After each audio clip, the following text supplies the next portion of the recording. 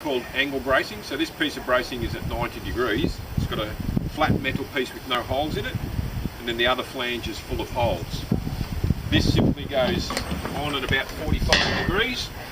This is a type A bracing unit because you can only get one of them in. You can't cross these ones, and you're only allowed to put it in on one side of the wall because you're going to check it in a little bit. What you do is you put it on a roughly a 45 degree angle. Just make sure you're not going to have to cut through any nails. So you miss all the nails here where the noggins are nailed, miss all the nails where the studs are nailed, just lay it out, and you use that as a line to mark. So we mark the edge of it.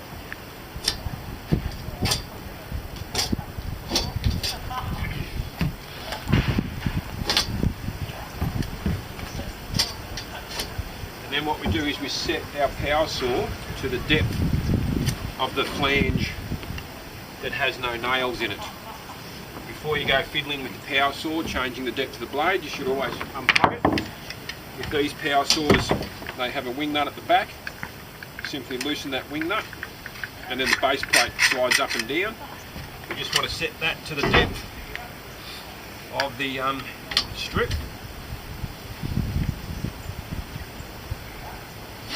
Set it to the depth, move the brake away, plug it back in, make sure we've got eye and ear protection, and then we just follow that line with the saw.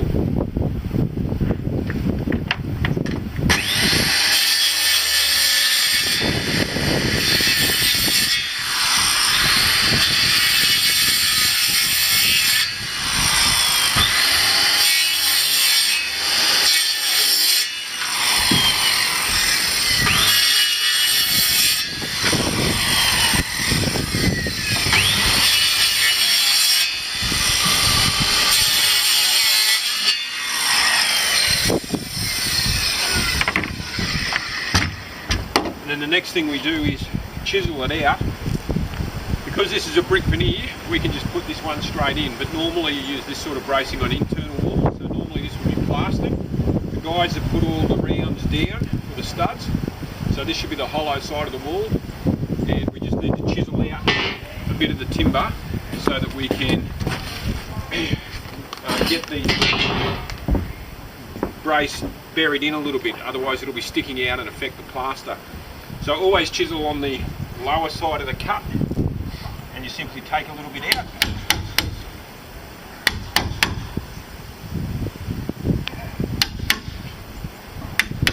On each one, I'll do that. Come back and I'll show you how to nail it. Okay, you can see we've chiseled below the line. The reason for that is when the brace goes up, the angle part will be facing forward.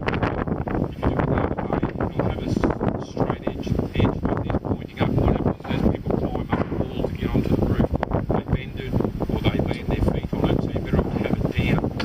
Simply put it in the groove.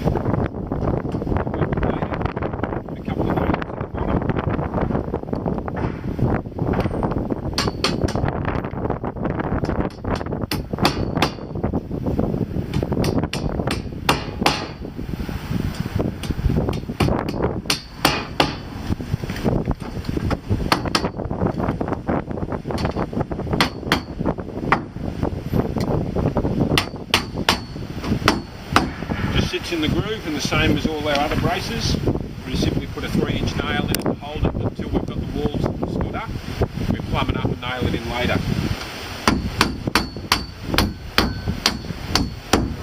There you go, ready to nail up.